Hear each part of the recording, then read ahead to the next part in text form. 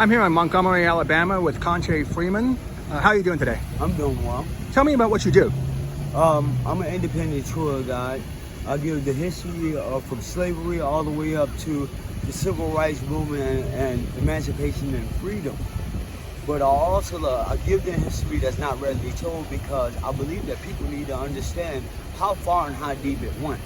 You mentioned Rosa Parks was not arrested originally on the bus. What happened there?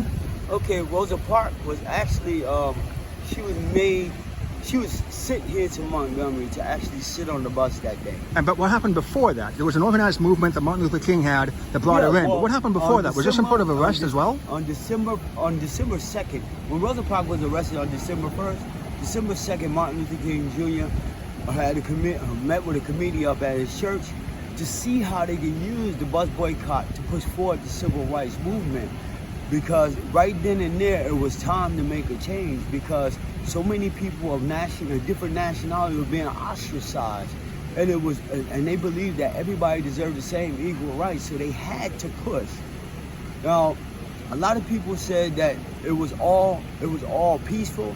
No, not always, because some parts of them, they went in there fighting, brawling, killing. They were doing anything. Well, somebody got shot on a bus. There was a shooting up of a bus during the boycott, and they had something called the Negro Goon Squad. Do you know about that? Yes. Was that just propaganda to get people? No, that wasn't propaganda. What was that? That was true.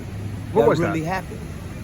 Was that where there was an allegation that in order to enforce the Montgomery bus boycott, that basically you had black thugs making sure that they kept people off the buses, whether black or white?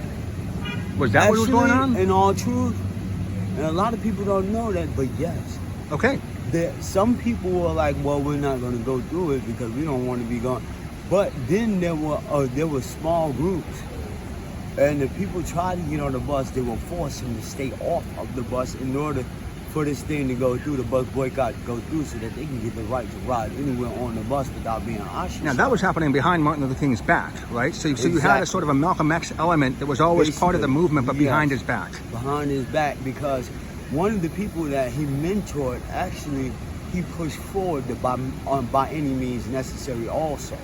So he actually helped to institute those squads to keep it going. But see, Martin Luther King Jr. didn't know at first, but he did find out later that was going on. When you say he mentored somebody, do you know the name of that person? Because I know by any means necessary was popularized by Malcolm X, but you're saying that actually happened within the King movement. Somebody with Martin Luther King Jr. working with him. I can't remember his name right now. Medgar Evers? Yeah.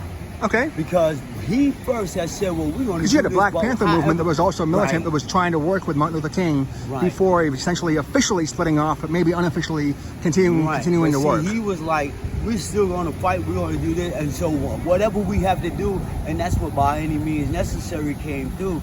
But then Malcolm X coined it and pushed it forward. He was the one that popularized it. Started with right the here. Black Panthers. With the Black Panthers, maybe not right here, but part of the movement and so on. Because you always wonder, is it just propaganda or is it real life? And sometimes you can't tell. You mentioned that Rosa Parks, before I was taking this interview, you mentioned Rosa Parks was arrested for disorderly conduct? Disorderly conduct. This is before she was arrested on the bus, correct? This is when they arrested her on the bus. When they arrested her. Tell me about that. They charged her with disorderly conduct because had they charged her with, because they knew her standing, had they charged her with sitting on the bus, she could have fought the segregation laws on the bus right then and there. In other words, they were concerned that the lawyers would, appeal or at least to have an injunction of some sort, and they didn't want to. They wanted to use a technicality, right, in order to prevent the civil rights movement from gaining traction in the federal courts. Yes. So the original arrest. Now that actually might explain why she went back in to get indicted the second time. Right.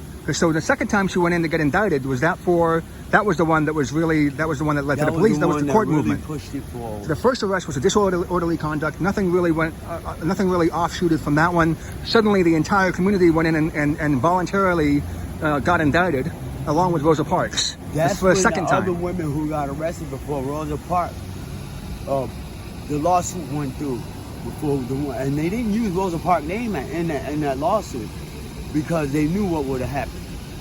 But the other 5 women, that's when they pushed forward the law. That's when they but there's 4 names here, but there should have been 5. What's the fifth name? The fifth name was Irene Morgan. Got it. Should be 5 names on this one. Right. But that's when the lawsuit went through. But Rosa Parks wasn't actually mentioned in the lawsuit at that time. You know, Was it the nonprofit, the Montgomery Association, that was the one that was suing? Montgomery Improvement Association. Thank you so much. You know, and Conte, you've been a great help.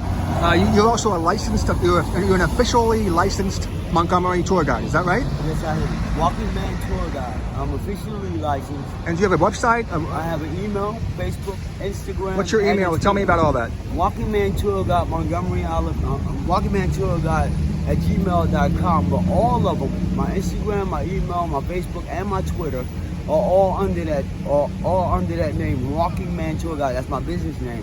Also, you can also Google me, Walking Man Tour Guide, Montgomery, Alabama, and it will bring me up. I hope a lot of people will do that. You've been very helpful to me and very educational. Thank you so much for your time. You're welcome.